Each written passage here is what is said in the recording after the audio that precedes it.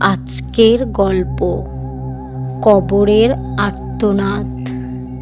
শীতের রাতে গ্রামটা যেন ঘুমিয়েছিল। স্নিগ্ধার বাড়ির পেছনের পুরনো কবরস্থান থেকে ভেসে এলো এক অদ্ভুত কান্নার শব্দ। প্রথমে ভেবেছিল বাতাসের শব্দ, কিন্তু কান্নাটা যেন মানুষের, আরও স্পষ্ট। সাহস করে জানলাটার বাইরের দিকে তাকালো স্নিগ্ধা। অন্ধকারে কবরস্থানের এক কোণায় মৃদু আলো ঝলমল করছে। পরদিন সকালে কবরস্থানে গেল স্নিগ্ধা।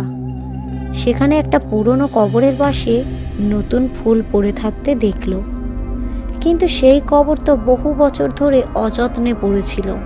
কে ফুল রেখে গেল? গ্রামের প্রবীণ দাদু বললেন, ওটা রাজার বেগম মেহেরুর কবর। তিনি নাকি রাজদ্রোহর শিকার হয়ে সেখানে মারা গিয়েছিল। তখন থেকেই রাত বিরেতে কান্না শোনা যায়।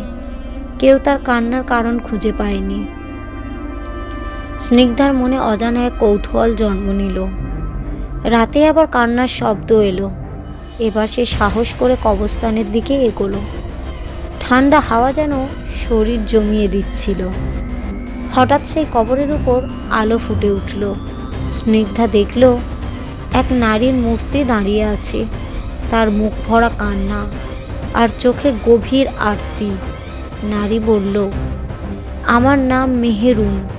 আমাকে মিথ্যে অপবাদ দিয়ে হত্যা করা হয়েছিল। আমার আত্মা আজও মুক্তি পায়নি। যারা আমার সর্বনাশ করেছে তাদের কেউ বিচার করেনি। স্নিগ্ধা ভয়ে স্তব্ধ হয়ে গেল, কিন্তু কিছুটা সাহস নিয়ে বলল, আমি কিভাবে আপনাকে সাহায্য করতে পারি? মেহেরুন উত্তর দিল, আমার গল্প সবাইকে জানাও। যারা আমাকে ভুল বুঝেছিল তাদের ক্ষমা করো, তবে আমি মুক্তি পাব। স্নিগ্ধা পরদিন গ্রামে ফিরে সবাইকে এই গল্প বলল। অনেকে ভয় পেল, কেউ কেউ অবিশ্বাস করল।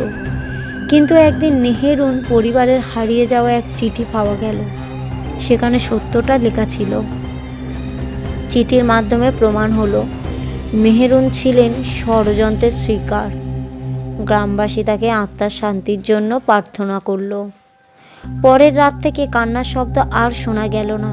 স্নিগ্ধা জানত মেহেরুনের আত্মা অবশেষে শান্তি পেয়েছে। তবে কবরস্থানের সেই আলো আজও মাঝে মধ্যে দেখা যায়, যেন সে ধন্যবাদ জানাচ্ছে। গল্পটি কেমন লাগলো কমেন্ট করবেন এবং একটা লাইক করবেন। আরও নতুন নতুন গল্প পেতে চ্যানেলটিকে সাবস্ক্রাইব করুন।